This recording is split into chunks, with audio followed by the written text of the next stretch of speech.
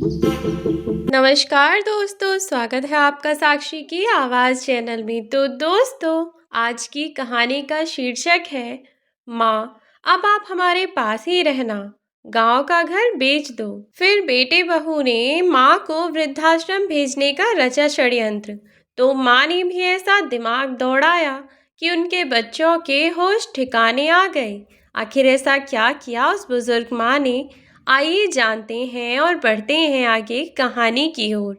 विशाल, मुझे समझ नहीं आता, तुम हर बात में इतना डिले क्यों करते हो? मैंने तुम्हें बताया था कि कल भी ब्रोकर का फोन आया था और उसने कहा था कि जितना जल्दी पॉसिबल हो हम अपना जवाब उन्हें दे दें, क्योंकि उसके पास और भी ऐसी न जाने कितनी पार्टीज हैं जो उस घर को खरीदना चाहते हैं। तो इस पर विशाल ने सोनिया को जवाब दिया, अरे यार, अभी ऑफिस से आने की देर हुई नहीं कि तुम फिर शुरू हो गई। मुझे एक बात बताओ, सब काम छोड़कर बस इसी काम में लग जाऊं क्या? अब सब कुछ इतना जल्दी तो हो नहीं जाता। पैसों का अरेंजमेंट करने में भी टाइम लगता है। लेकिन नहीं, तुम यह बात नहीं समझोगी। विशाल की इस बात पर वह फट से बोली, क्यों? मैं क्यों नहीं समझूंगी? सब समझती हूँ मैं, लेकिन तुम नहीं समझ रहे हो कि अगर यह घर हाथ से निकल गया तो फिर पछताने के अलावा हमारे पास कोई रास्ता नहीं रह जाएगा। क्योंकि यह बात तुम भी अच्छे से जानते हो कि इतने बड़े शहर में घर खरीदना कोई हंसी मजाक की बात तो है नहीं। ऐसे में तुम्हारी वह गांव वाली ज़मीन, उसके भी कोई ज़्यादा अच्छे रेट तो मिल नहीं रहे। अगर तुम उस ज़मीन के चक्कर में, उस ज़मीन को रोकने के चक्कर में लगे रहे ना, तो वहाँ तो 2-3 साल में मुश्किल से 1-2 लाख रुपए का अंतर पड़ेगा। लेकिन यहाँ अगर 2 साल बाद घर खरीदने का सोचोगे ना, तो 1-2 लाख नहीं, बल्कि 10-12 लाख रुपए का अंतर पड़ जाएगा। तब यहाँ घर तो दूर की बात, जितना बड़ा घर हम खरीदने का सोच रहे हैं ना, उतना बड़ा प्लॉट भी नहीं खरीद पाओगे। देखो विशाल, मेरा फर्ज था तुम्हें समझाने का, आगे तुम्हारी मर्जी, जो तुम्हें ठीक लगे तुम वह करो। इस बात पर विशाल ने कोई खास प्रतिक्रिया नहीं दी और वॉशरूम में चला गया और डाइनिंग टेबल पर आकर खाना खाने लगा। खाना खाते खाते विशाल ने अपनी पत्नी से कहा, सोनिया, तुम मेरी बात नहीं समझ रही हो यार। अभी तो तुम मेरे पीछे पड़ी हुई हो कि मैं घर बेच दूं, घर बेच दूं। पर मुझे एक बात बताओ कि अगर मैंने गांव वाला घर बेच दिया तो माँ कहाँ पर रहेंगी? अपने पति की बात सुनकर सोनिया ने तपाक से जवाब दिया, ओहो, तो तुम इस वजह से इतने टाइम से उस ब्रोकर को बहला रहे हो। अपनी उस बूढ़ी माँ के चक्कर में तुम मुझे और मेरे बेटे को दर दर की ठोकरें खिलाना चाहते हो। कब तक हम लोग ऐसे ही किराए के मकान में इधर से उधर सामान ढोते रहेंगे? अरे कोई दिवाली तो ऐसी हो जो अपने घर वाली हो। लेकिन नहीं, तुम तो श्रवण कुमार बने रहना। तुम्हें अपने बीवी बच्चों की परवाह कहाँ, बस माँ का लाडला बनकर बैठे रहो। डाइनिंग टेबल से उठकर सोनिया अपने कमरे में चली गई। सोनिया की इस बात से विशाल भी डिस्टर्ब हो गया और वह यही सब सोचता रहा। फिर उसने सोनिया को समझाने की कोशिश की और इसी इरादे से उसने सोनिया से बात शुरू की। सोनिया, इसमें इतना नाराज होने की कौन सी बात है? अब मेरे मन में अगर कोई बात थी तो वह मैं तुमसे ही तो कहूँगा ना, किसी और से थोड़े ही कहूँगा। लेकिन तुम तो इतनी सी बात पर नाराज हो गई।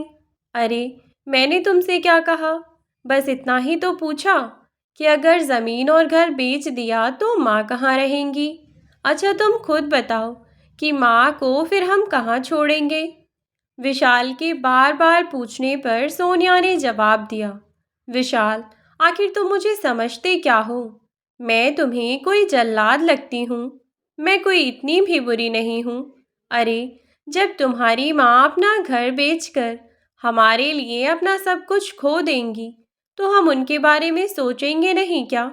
देखो, तुम्हारी माँ जब घर बेच देंगी तो हम उन्हें यहाँ के सबसे अच्छे वृद्धाश्रम में भेजेंगे, जहाँ पर उन्हें किसी चीज़ की कमी महसूस नहीं होगी। वहाँ गांव में तो वह फिर भी अकेली ही बैठी रहती हैं। यहाँ तो वृद्धाश्रम में न जाने कितने लोग रहते हैं और कहीं न कहीं सभी लोग एक ही उम्र के होते हैं।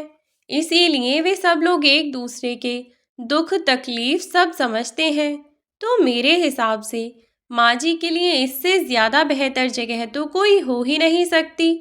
अपनी पत्नी की बात पर विशाल का खिला हुआ चेहरा एकदम से मुरझा गया, जैसे उसके अरमानों पर किसी ने पानी फेर दिया।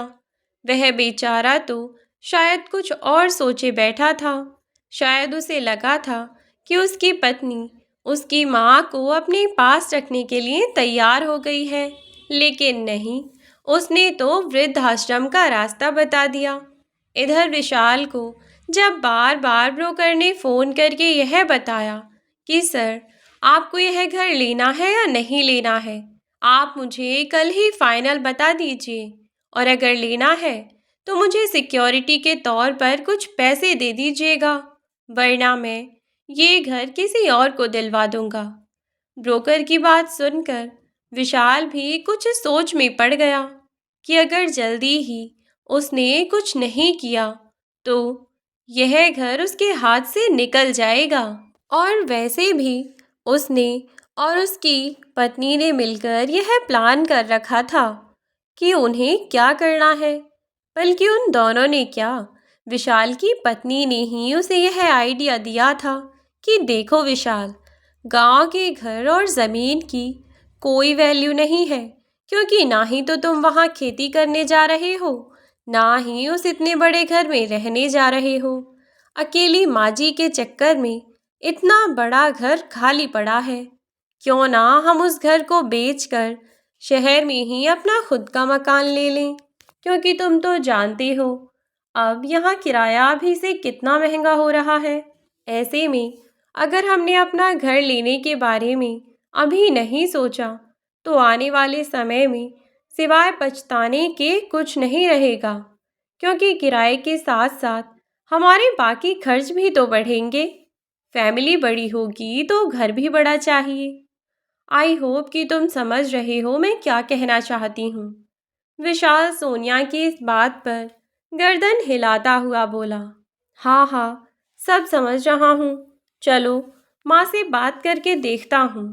तभी विशाल ने अपनी माँ से बात की थी, लेकिन जब विशाल ने अपनी माँ दुर्गेश जी से इस बारे में बात की थी तो वे तो यह सोच रही थीं कि उनका बेटा शहर में उन्हें अपने पास रखेगा, क्योंकि जब विशाल ने अपनी माँ से यह कहा था कि माँ मैं घर बेचना चाहता हूँ, उस घर को बेचकर यही शहर में ही घर खरीदना चाहता हूँ। वहाँ की ज़मीन की कितनी कीमत है? जितना यहाँ का किराया होगा।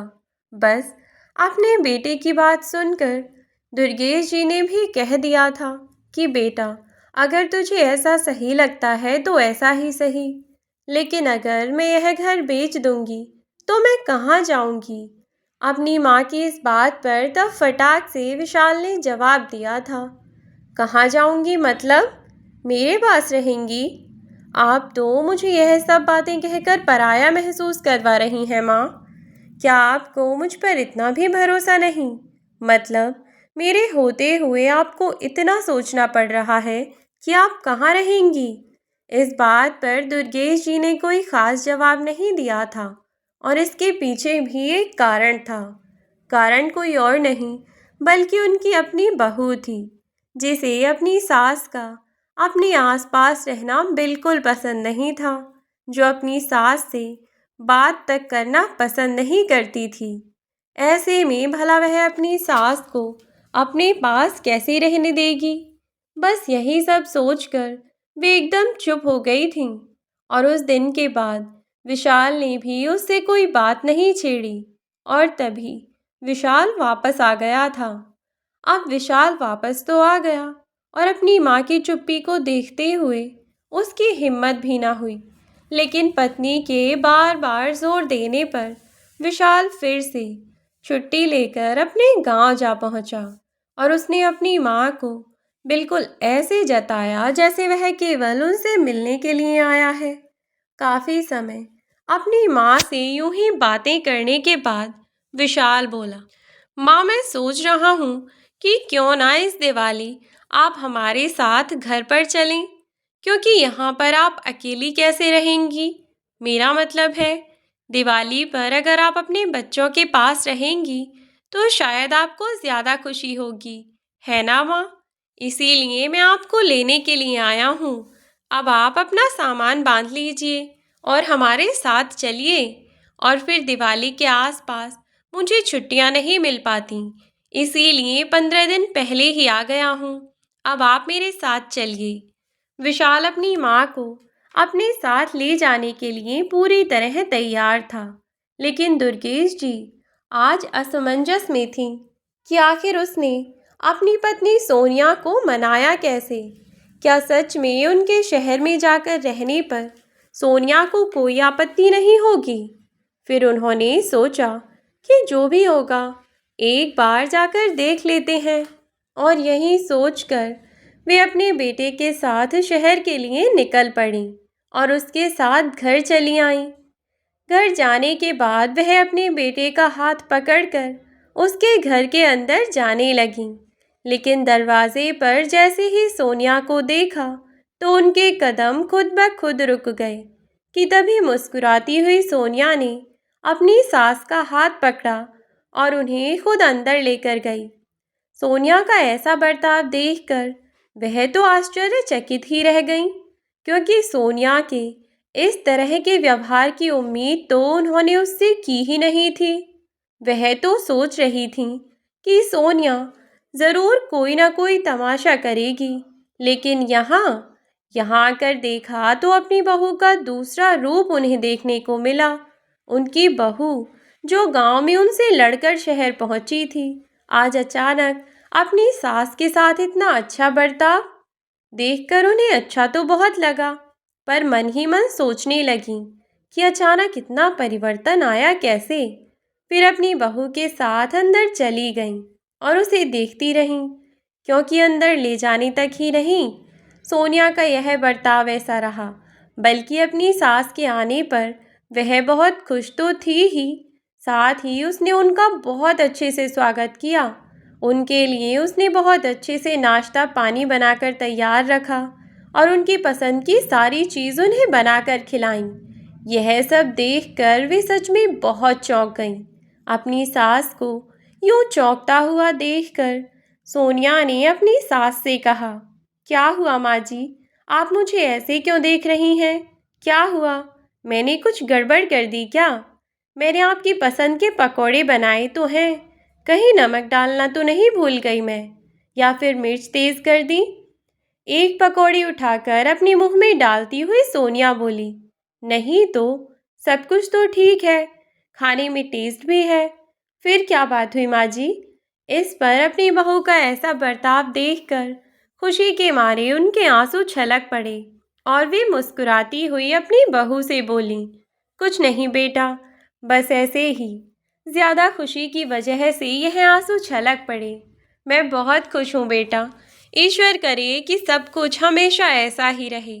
और आज इतने बरसों बाद दुर्गेश जी संतुष्ट हुई थीं। अपनी बहू का ऐसा बर्ताव शायद उनका एक सपना ही था जो आज पूरा हुआ। और रात को उनका बेटा उनके उस कमरे में जा पहुंचा जहां दुर्गेश जी अपने पोते के साथ थीं।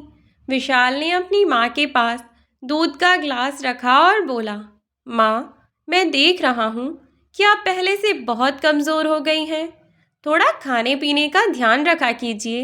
मैं आपके लिए यह दूध लेकर आया हूँ और आप इसे पिए बिना बिल्कुल नहीं सोएंगी, ठीक है। आप अपना थोड़ा ध्यान रखा कीजिए माँ।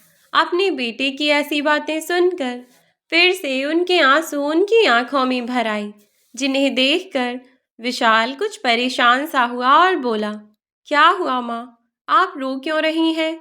आपकी तबीयत तो ठीक है ना, आपसे किसी ने कुछ कहा क्या। सोनिया सोनिया ने कुछ कहा क्या आपसे, मैं अभी इसे बताता हूँ। इतना कहकर विशाल उठने लगा, तो उसकी माँ ने उसका हाथ पकड़कर उसे बैठा लिया और बोली, अरे नहीं नहीं बेटा, उसने कुछ नहीं कहा, बल्कि यह आंसू इसीलिए तो हैं कि आज उसने कुछ नहीं कहा। मैं सचमुच नहीं जानती कि यह चमत्कार कैसे हुआ, लेकिन जो भी हुआ, जैसे भी हुआ, मैं बहुत खुश हूँ। मैं अपनी बहू को हमेशा ऐसा ही देखना चाहती थी, लेकिन अचानक से वह इतनी बदल कैसे गई। जहाँ वह कभी मेरी शक्ल देखना पसंद नहीं करती थी, वहीं आज मेरी इतनी सेवा कर रही है। दुर्गेश जी ने सवाल किया, तो जवाब में दूसरी तरफ से सोनिया की आवाज़ में उत्तर मिला, माँ जी, इंसान को दूर रहकर ही किसी भी इंसान या किसी भी चीज़ की असली कीमत का पता चलता है। और फिर जब घर में दो बर्तन होते हैं तो आपस में खटकते भी हैं। इसका मतलब यह तो नहीं कि उनके दिलों में दूरियां आ गईं या वे एक दूसरे से नफरत करने लगे। मैं मानती हूँ कि मैंने आपके साथ अच्छा बर्ताव नहीं किया, लेकिन इसका मतलब यह नहीं है कि मैं आपसे नफरत करती हूँ। जब तक मैं घर पर आपके साथ रह रही थी, तब तक मुझे आपकी कमी महसूस नहीं हुई, आपकी अहमियत महसूस नहीं हुई, और इसीलिए मैं हमेशा आपको उल्टा जवाब दे दिया करती थी। लेकिन अब जब से यहाँ आई हूँ, तब से आपकी कमी बहुत खल रही थी। इसीलिए हमने सोच लिया कि अब आप यहीं शहर में ही रहेंगी। बस फिर आपके बेटे ने तभी तुरंत टिकट कराई और आपको लेने जा पहुँचे। माँ जी, मैं इतनी भी बुरी नहीं हूँ जितना आप मुझे समझ बैठी हैं। इतना कहकर सोनिया हंसने लगी, तो मुस्कुराती हुई दुर्गेश जी ने कहा, अरे नहीं नहीं बेटा, ऐसा कुछ नहीं है। गलतफहमियां तो हर रिश्ते में होती हैं। बस वैसे ही मुझे भी तुम्हारे प्रति कोई गलतफहमी थी, जो अब पूरी तरह से दूर हो चुकी है।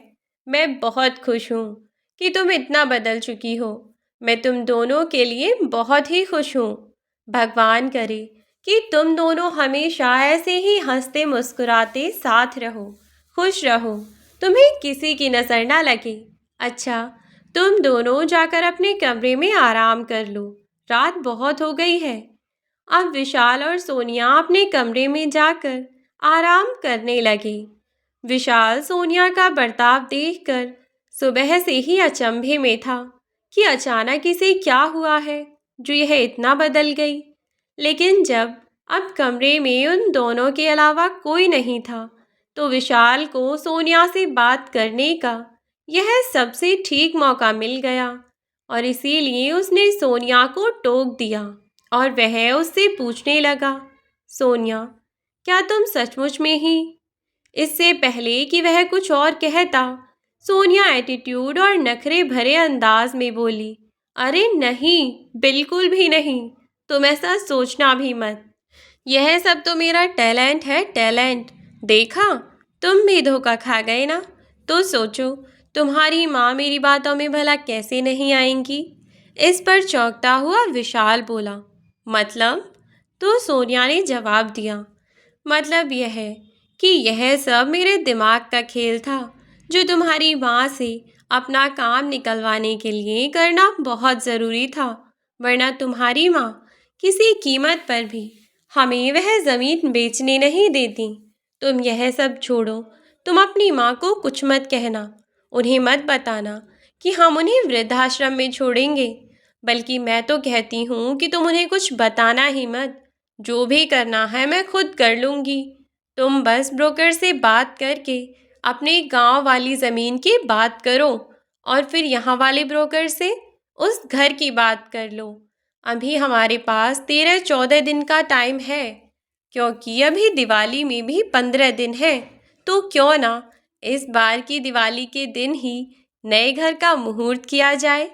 तुम ना फटाफट गांव वाले घर को बेचने की तैयारी करो। माँ जी से दस्तखत करवाने की जिम्मेदारी मेरी है। तुम बातचीत करो और कहो कि कोई अच्छा सा ग्राहक ढूंढने के लिए। वैसे तुमने अपने दोस्तों को कहा हुआ भी तो था ना, उनसे बात करो और पता करो कि क्या हुआ क्या नहीं। सोनिया की यह सब बातें सुनकर विशाल कुछ सोचता हुआ कहने लगा, लेकिन यह तो गलत है ना सोनिया। अगर हम माँ को अपने पास रखेंगे ही नहीं तो उन्हें झूठी उम्मीद क्यों दिलानी? बाद में उन्हें और ज़्यादा दुख होगा।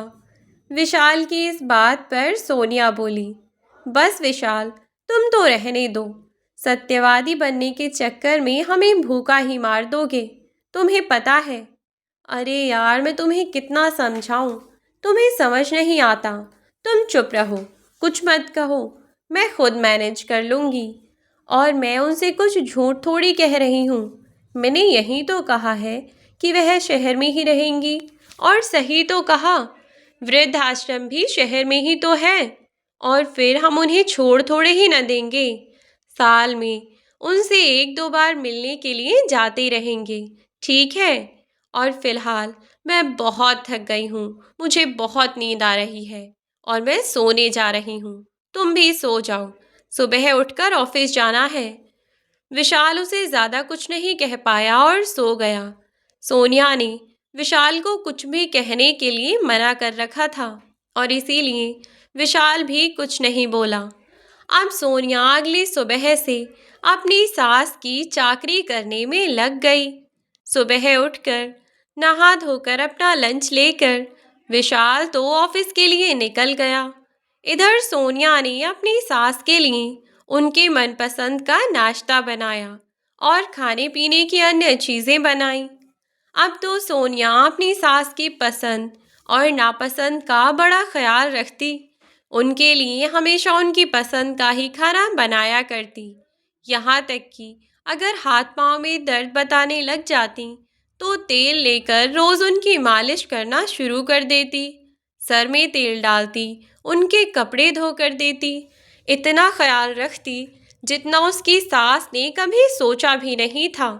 अपनी बहू का ऐसा रूप दुर्गेश जी ने कभी अपने सपने में भी नहीं सोचा था। जैसा व्यवहार उनकी बहू आज उनके साथ असल में कर रही थी, लेकिन अपनी बहू की सच्चाई से अभी तक वह पूरी तरह से अनजान थी, क्योंकि उन्हें इस बात का अंदाज़ा नहीं था कि उसकी इन मीठी मीठी हरकतों के पीछे उसका शातिर दिमाग चल रहा है। यह सब वह अपनी सास की सेवा करने के इरादे से नहीं कर रही थी, बल्कि वह तो उनकी सेवा करने का बस दिखावा कर रही है। उसके असली इरादे तो कुछ और ही थे, जिन्हें वे बेचारी भांप न सकी। और धीरे धीरे करके सोनिया ने 4 दिनों में ही उन पर पूरी तरह से अपना भरोसा जमा दिया। अपनी बहू को बहुत अच्छी और बहुत ही बढ़िया समझने लगी थी। इसीलिए उन्होंने अपनी बहू को अपने गांव की, अपने ससुराल की धीरे धीरे सारी बातें बताना शुरू कर दिया था।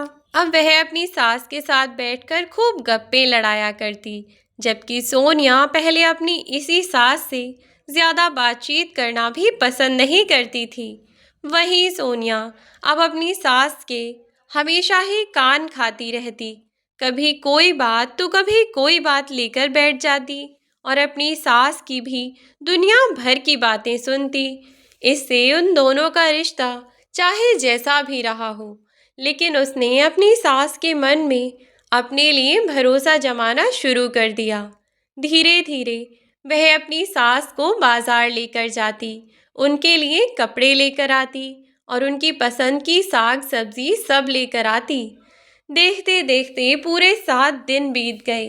इधर विशाल ने अपने जिन दोस्तों से अपने घर को बेचने के लिए कहा था, उन्होंने भी कुछ ब्रोकर से बात करके आखिरकार विशाल के घर को खरीदने के लिए कुछ लोगों से बात कर ली।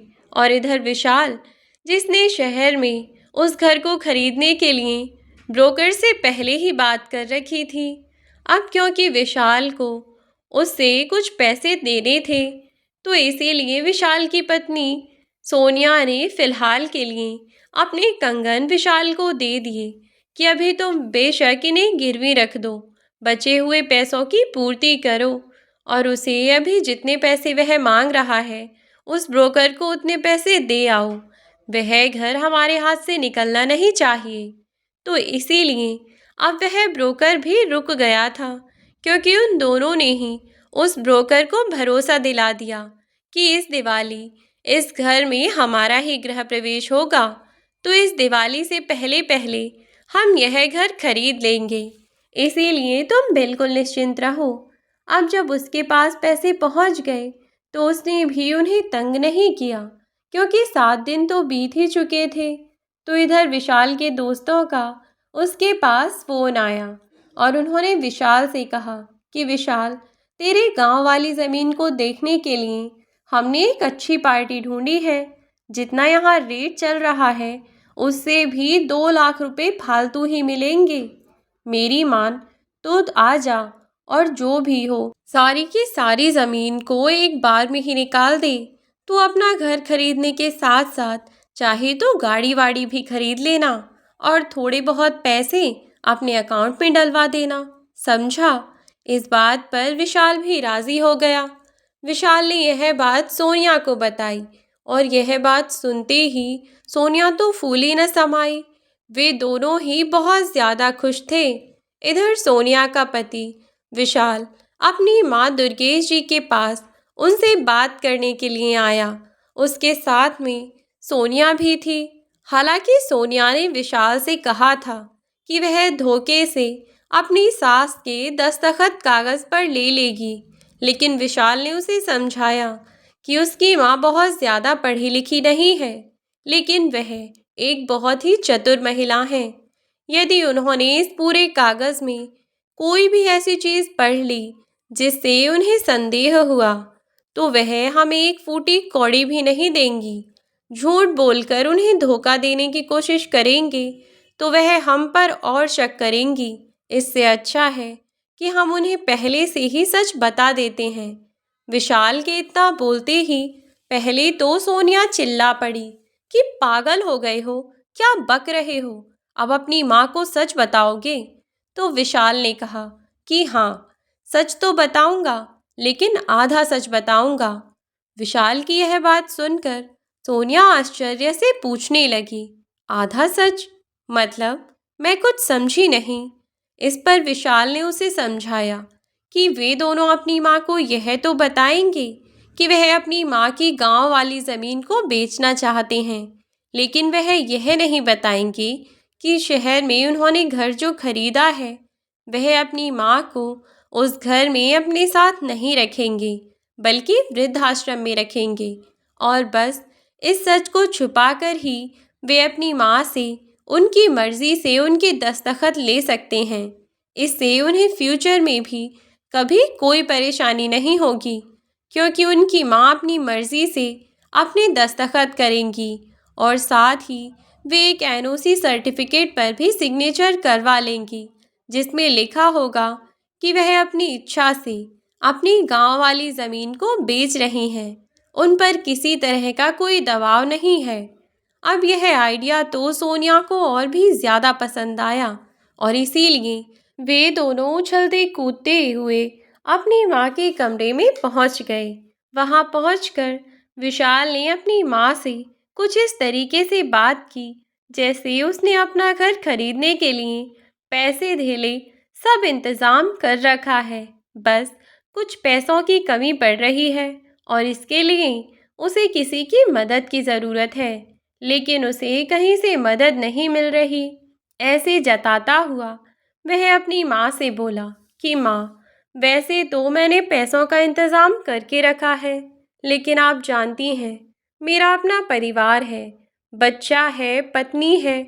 ऐसे में अपने परिवार के खर्चों से अलग मैं कितना बचा पाता हूँ, और उस बचे हुए पैसे से भी मैंने बहुत पैसे जोड़ भी लिए हैं, लेकिन घर खरीदने के लिए बहुत बड़ी रकम की ज़रूरत होती है। आप तो जानती हैं माँ कि बातों से कुछ नहीं होता। घर खरीदना कोई मामूली बात तो है नहीं। अब ऐसे में मैं फिर भी अपना जी जान लगाकर खूब मेहनत करके भी पूरे पैसों का इंतज़ाम नहीं कर पा रहा हूँ। मैं अपने कई दोस्तों से पिछले 7 दिन से मैं पैसे मांग रहा हूँ, लेकिन जिन लोगों ने उधार लिए हैं वह भी देने का नाम नहीं ले रहे, और कुछ लोगों को जिनसे मुझे उम्मीद थी वह भी अब हाथ झाड़ रहे हैं।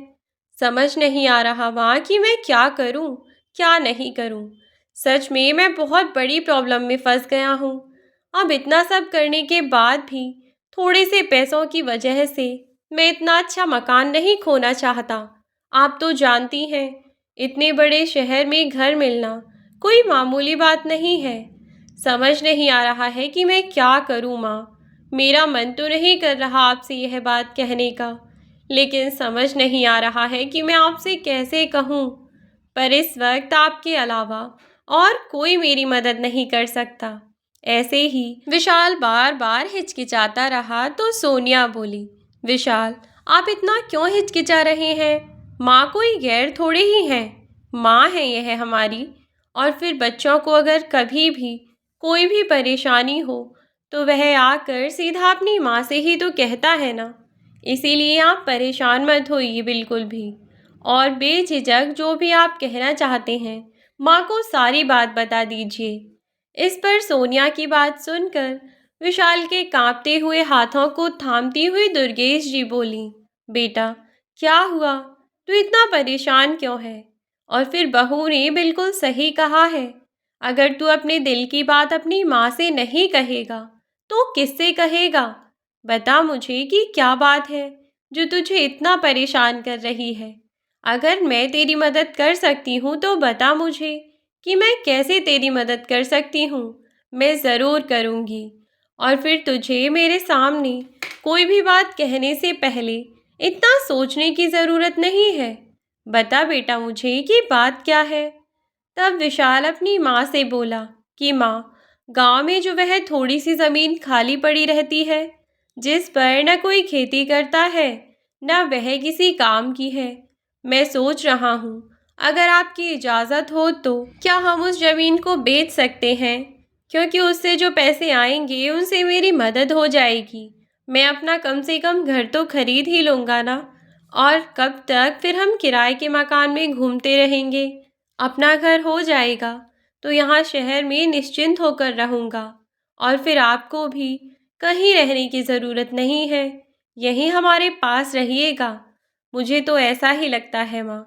बाकी आपको किसी चीज़ से अगर कोई परेशानी है तो मैंने जिस ब्रोकर को पैसे दिए हैं उस घर को लेने के लिए मैं मना कर देता हूँ। उदास चेहरे से बुझी सी आवाज़ में विशाल बोला।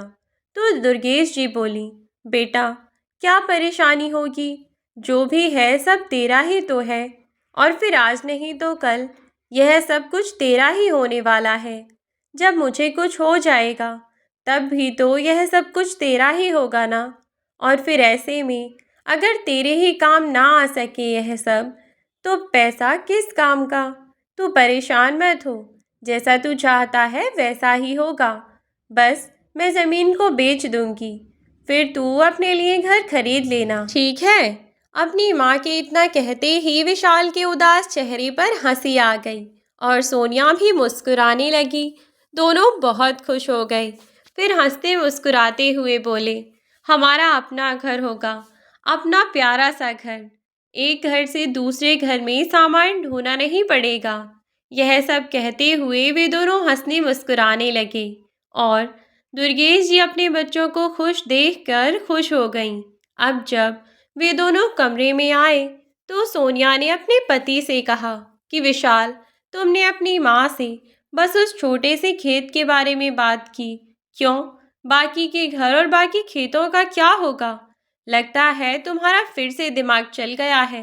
पागल हो गए हो तुम। यह सुनकर सोनिया के कंधे पर हाथ रखकर मुस्कुराता हुआ विशाल बोला, बहुत अच्छे से जानता हूँ कि मैं क्या कर रहा हूँ। अगर अभी हम ज़्यादा चतुराई करते तो परेशानी हो सकती थी, लेकिन अभी मैंने माँ से प्रॉपर्टी के कागज़ों के नाम पर गांव का सबसे बड़ा खेत और उसके साथ में एक और छोटा जो खेत है वह दोनों खेत मैं बिकवा दूंगा। घर को अभी कुछ और टाइम के लिए रहने देंगे, क्योंकि आने वाले टाइम में उसकी कीमत बढ़ सकती है। मुझे फिलहाल 2 ही खेत बेचने हैं। थोड़े दिन तुम और यह नाटक जारी कर लेना जैसे अभी तक कर रही हो। बिना किसी तमाशे के सब कुछ अच्छे से पॉसिबल हो जाएगा, इसीलिए कह रहा हूँ। अगले दिन उसने अपने यार दोस्तों को कहकर गांव में ज़मीन देखने के लिए उन लोगों को बुलवा लिया और ज़मीन देखकर सब कुछ पसंद कर गए। अगले ही दिन उन्हें फिर से बुलाकर विशाल ने ज़मीन उनके नाम करवाने के लिए कह दिया। इधर जो घर उसने अपने लिए देखा हुआ था, उसकी कागज़ी कार्यवाही उसने शुरू करवा दी और इधर अपनी माँ से उनके नाम पर भी कागज़ तैयार करवा लिए।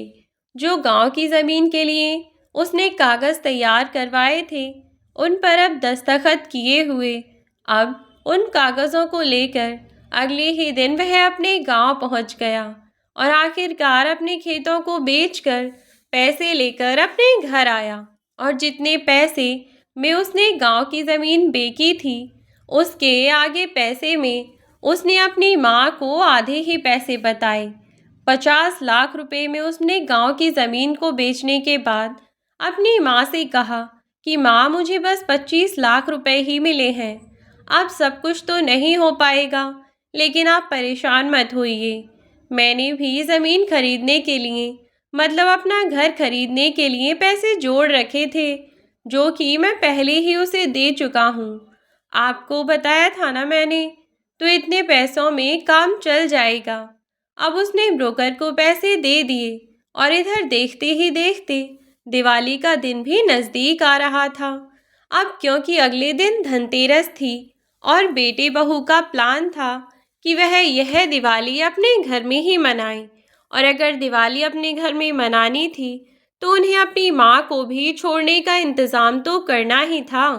इसीलिए धनतेरस से एक दिन पहले बेटा और बहू दोनों आपस में अपने कमरे में बातें कर रहे थे। तब विशाल बोला कि यार, आप घर का अरेंजमेंट तो हो गया है, अब गांव की ज़मीन भी मैंने बेच दी है और मैंने तो माँ को बताया भी यही था कि गांव की ज़मीन 25 लाख में ही बिकी है, जबकि बचे हुए 25 लाख तो मैंने अभी भी अपने पास ही रखे हैं। कुछ पैसे तो मैंने पहले से ही उस ब्रोकर को दे दिए थे, बाकी 25 लाख भी दे दिए। अच्छा सुनो, अब एक काम करना, कल सुबह तुम माँ को लेकर बाज़ार चली जाना। उनके लिए भी दिवाली के 1-2 जोड़ी कपड़े ले आना। अपने पति की यह बात सुनकर सोनिया उछल गई और बोली, क्या कहा तुमने? तुम्हारी माँ के लिए, वह भी नए कपड़े? अरे तुम्हारा दिमाग चल गया है क्या? बुढ़ापे में नए कपड़ों का क्या करेंगी वैसे? हम तीनों के लिए मैं नए कपड़े लेकर आऊँगी। इतनी सारी साड़ियाँ हैं उनके पास, देखी थी मैंने बैग में, और तुम खामोखा इतना उछल रहे हो। मत भूलो कि तुम्हारी माँ हमारे साथ रहने वाली नहीं है, इसीलिए ज़्यादा खुश होने की ज़रूरत नहीं है। देखो विशाल, मैं तुम्हें अच्छे से समझा देती हूँ कि मैं तुम्हारी माँ को एक दिन के लिए भी उस घर में रहने देना तो दूर की बात है, उन्हें उस घर में कदम भी नहीं रखवाने देना चाहती मैं। कल धनतेरस का दिन है, मैं और तुम अपने नए घर में पूजा करने के लिए चलेंगे और तुम एक काम करना कि बिजनेस खोलने के लिए, मेरा मतलब बिजनेस स्टार्ट करने के लिए तुम्हें और पैसों की ज़रूरत है और तुम इसीलिए गांव का पुराना वाला घर बेचना चाहते हो, या फिर कह देना कि गांव का पुराना घर बेचकर अपनी माँ के नाम पर शहर में ही कोई प्लॉट खरीदना चाहते हो। यार तुम कुछ भी कह देना, और मेहरबानी करके कल उस घर के पेपर्स पर तुम सिग्नेचर ले लेना, ताकि अगले ही दिन तुम बिल्कुल निश्चिंत होकर अपनी माँ को वृद्धाश्रम छोड़कर आ सको, ठीक है ना? इस पर विशाल बोला, हाँ यार, पेपर्स तो सिग्नेचर करवाने ही हैं, क्योंकि मैं घर के लिए जो पैसे लिए हैं मैंने, वह अभी तक मैंने दिए नहीं हैं। वह पैसे मैं कल ही लौटाऊंगा, क्योंकि मैंने किसी से 35 लाख रुपए उधार लिए थे। अब 25 लाख तो मुझे यह मिल गए और 10 लाख रुपए मैं उसे बाद में लौटा दूंगा। इस तरह से पूरे 35 लाख रुपए मुझे उसे लौटाने हैं, जिससे मैंने उधार पैसे लिए थे, वरना वह तो मेरा जीना भी हराम कर देगा। इसीलिए किसी भी तरह से पेपर्स तो सिग्नेचर करवाने ही हैं मुझे, उसके बाद देखते हैं कि क्या होगा। अब कुछ हो या ना हो, तुम याद से कल सिग्नेचर कराकर अपनी माँ को परसों ही वृद्धाश्रम छोड़ आओगे, ठीक है? चाहे कुछ भी बहाना बनाना, लेकिन कल ही पेपर सिग्नेचर करवा लेना, क्योंकि हम परसों तुम्हारी माँ को वृद्धाश्रम छोड़ने के बाद ही अपने नए घर में चलेंगे। वे दोनों आपस में बातें करते रहे। फिर विशाल बोला कि ठीक है, मैं ऐसा ही करूँगा। अब तुम भी आराम से सो जाओ।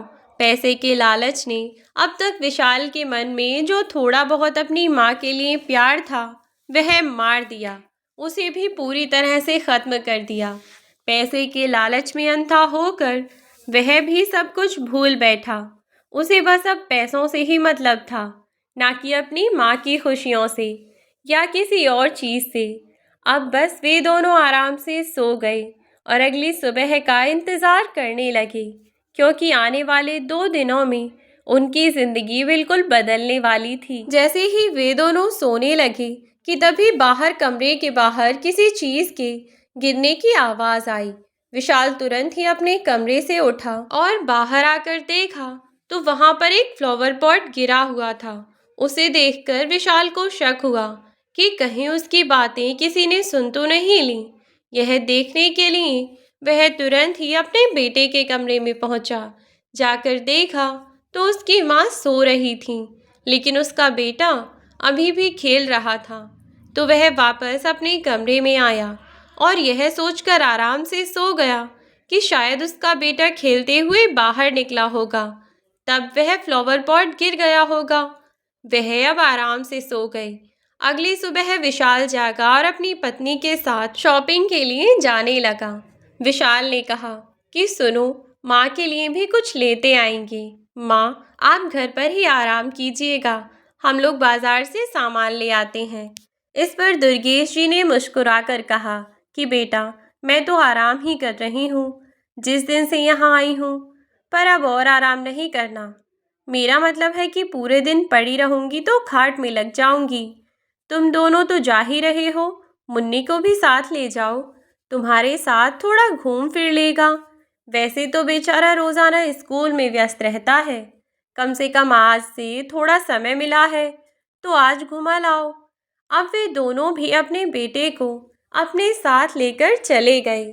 इधर अभी तक विशाल और सोनिया दोनों ही इस बात से पूरी तरह अनजान थे कि उनकी माँ ने उनकी सारी बातें सुन ली थीं और इसीलिए उन्होंने अपने पोते को अपने बेटे और बहू के साथ भेजा ताकि उनकी गैर हाजिरी में वह अपना काम कर सकें, जो भी वह करना चाहती हैं। लेकिन सोनिया और उसका पति इस बात से बिल्कुल अनजान थे कि अब उनके साथ क्या होने वाला है। इधर सोनिया और विशाल बाजार में सामान खरीदने के बाद अपने बेटे को अपने नए घर पर लेकर पहुंचे। वहां पूजा अर्चना करके वे लोग आए। उसे उन्होंने नए कपड़े दिलवाए, बहुत सारी शॉपिंग करवाई और शाम तक वे लोग घर पहुंचे। लेकिन जैसे ही सोनिया और विशाल घर पहुंचे तो उन्होंने वह देखा जिसकी कल्पना भी उन्होंने नहीं की थी। जब वे दोनों घर पहुंचे तो देखा कि घर के बाहर के दरवाजे खुले हुए हैं। वे दोनों यह सब देखते ही चौंक गए और घबरा गए। जैसे ही अंदर पहुंचे तो घर में सभी चीज़ें अपनी अपनी जगह पर व्यवस्थित रूप से रखी हुई थीं। वे लोग दौड़ते हुए अपनी माँ के कमरे में पहुंचे तो देखा कि वहाँ पर कोई नहीं है। फिर वापस अपने कमरे में जाकर देखा तो पाया कि उनकी अलमारी खुली पड़ी है, जिसमें विशाल ने 25 लाख रुपए रखे थे। लेकिन यह क्या, यहाँ तो विशाल के पैसे ही नहीं थे। यहाँ तक कि विशाल की पत्नी की कुछ ज्वेलरी जो उसने अभी कुछ टाइम पहले ही खरीदी थी, वह भी वहाँ पर नहीं थी। यह सब देखते ही वह दोनों घबरा गए और अपनी माँ को इधर उधर ढूंढने लगे। तभी विशाल का फ़ोन बजा। विशाल ने फ़ोन उठाया तो फ़ोन पर कोई और नहीं बल्कि उसकी माँ दुर्गेश देवी थी। घबराता हुआ विशाल उनसे पूछने लगा कि माँ, आप कहाँ हैं? आप ठीक तो हैं? किसी ने आपको, मेरा मतलब है, आप अचानक घर से कहाँ चली गईं? घर में कोई और भी आया था क्या? बताइए ना माँ, क्या हुआ और आप कहाँ हैं? विशाल के सवालों का जवाब देते हुए दुर्गेश जी बोली, बेटा, मुझे जहाँ होना चाहिए था मैं बिल्कुल वहीं हूँ और तुम्हें परेशान होने की कोई ज़रूरत नहीं है। मैं वापस अपने घर आ रही हूँ, जहाँ मुझे होना चाहिए, जहाँ से तुम मुझे लेकर गए थे। और जहाँ मुझे लेकर गए थे वह मेरा घर नहीं है, वह तो तुम्हारा घर था, जहाँ तुम लोग मुझे रखना चाहो तो रखो और ना रखना चाहो तो किसी आश्रम में ले जाकर छोड़ दो।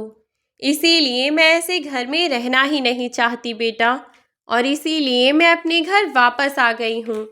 कुछ ही देर में मैं वापस अपने घर पहुँच जाऊँगी। और खबरदार, जो मेरा पीछा करने की कोशिश की तो मैं वापस अपने घर जा रही हूँ। और हाँ, घर में चोरी हो गई है, यह सोचकर पुलिस को मत बुलाना, वरना तुम दोनों ने मेरे साथ जो भी धोखा किया है, मैं उस सब के बारे में पुलिस को बता दूंगी। वैसे भी ज़मीन मैंने बेची है, तो मेरी ज़मीन के पैसे भी तो मेरे पास ही होने चाहिए ना। लेकिन वह क्या है ना बेटा, कि मेरी 50 लाख की ज़मीन के मेरे पास अब यही कोई 30 लाख के आसपास है, क्योंकि तुम्हारी पत्नी के गहने ज़्यादा से ज़्यादा 5 लाख रुपए के थे, तो उनसे मेरा कोई फ़ायदा नहीं हो पाया। बाकी के 20 लाख रुपए तुम जैसे चाहो वैसे मुझे दे देना, और अगर नहीं दे पाए तो मजबूरन मुझे पुलिस में कंप्लेंट करनी होगी कि मेरे घर से मेरे पैसे चोरी हो गए हैं। मुझे मेरे पैसे वापस चाहिए, किसी भी कीमत पर।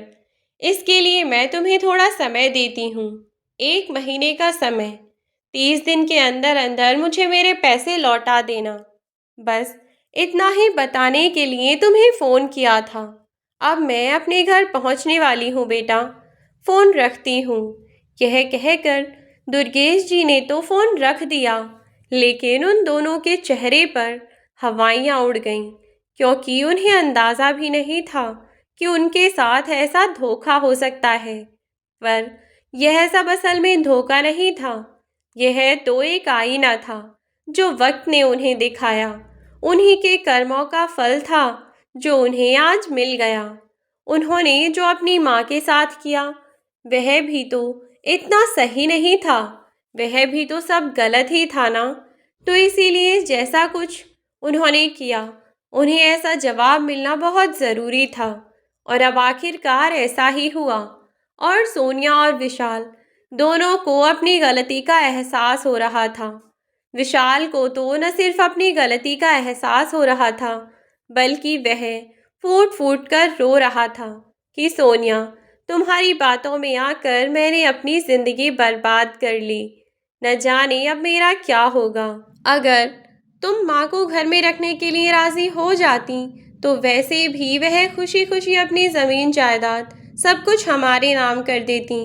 उन्होंने अपनी मर्ज़ी से, अपनी खुशी से गांव वाले दोनों खेत मेरे एक बार कहने पर बेच दिए, लेकिन नहीं, तुम उन्हें घर में रखने को तैयार ही नहीं थी।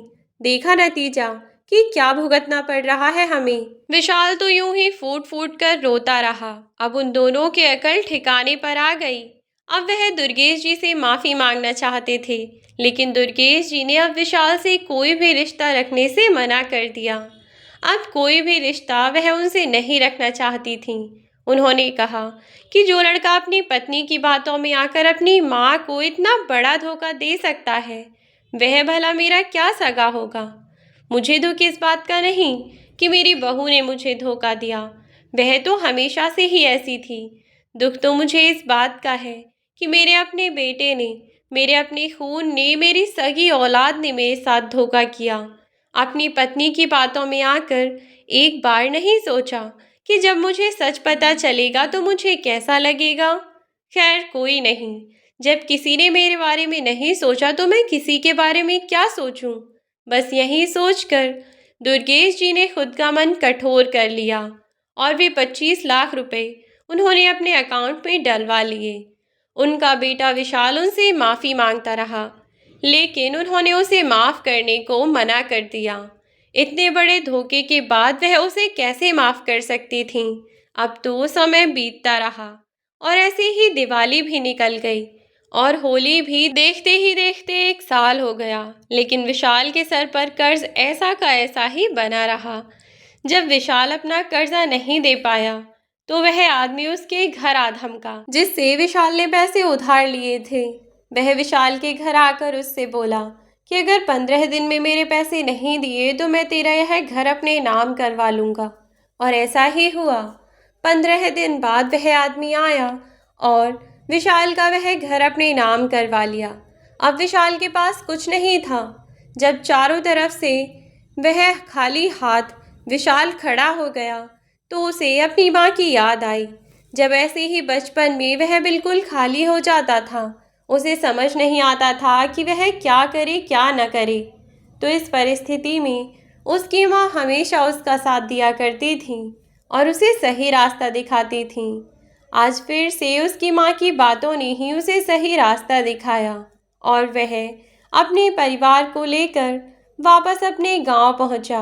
विशाल ने अपने घर आकर अपनी माँ से माफ़ी मांगी और कहा कि माँ, मैं जानता हूँ आप मुझे माफ़ नहीं करेंगी, फिर भी मैं आपसे माफ़ी मांगता हूँ। मैं शहर में जाकर कुछ नहीं कर पाया, बल्कि अपना सब कुछ खो कर आ गया हूँ। वहाँ जाकर तो मैंने अपना और आपका प्यार भी खो दिया। अब मैं यहाँ आपसे यह कहने नहीं आया कि आप मुझे माफ़ कर दीजिए। मैं तो यहाँ अपने गुनाहों का पश्चाताप करने आया हूँ। अगर आपको कभी एहसास हो कि मुझे मेरी गलतियों की सज़ा मिल गई है, तो मुझे एक बार अपने गले से लगा लेना। मैं समझ जाऊँगा कि आपने मुझे माफ़ कर दिया है। इधर सोनिया ने भी अपनी सास से बहुत माफ़ी मांगी, लेकिन वह उस पर भरोसा करने को तैयार नहीं थी और कहने लगी कि बस तुम चुप रहो, तुम्हारा दोगला रूप तो मैं देख चुकी हूँ। अब कब तक मुझे पागल बनाओगी? अब मैं तुम्हारे झांसे में आने वाली नहीं हूँ। बेटे और बहू दोनों में से किसी पर भी भरोसा ना करते हुए उन्होंने अपने पोते को अपने गले से लगा लिया। लेकिन अब सोनिया और विशाल के पास सिवाय उस घर में, उस गांव में रहने के और कोई चारा नहीं था, वरना सच में शहर में तो शायद वे लोग भूखे ही मर जाते। अब विशाल ने खेती बाड़ी करना ही शुरू कर दिया और इधर सोनिया अपनी सास का पूरा ख्याल रखती, घर के सारे काम करती और जिम्मेदारी से हर एक काम को संभालती। ऐसे ही समय बीतने लगा। उन लोगों ने अपने बेटे का एडमिशन भी गांव के ही एक अच्छे स्कूल में करवा दिया। धीरे धीरे 1 साल बीता, फिर 2 साल बीते और ऐसे ही समय बीतता रहा।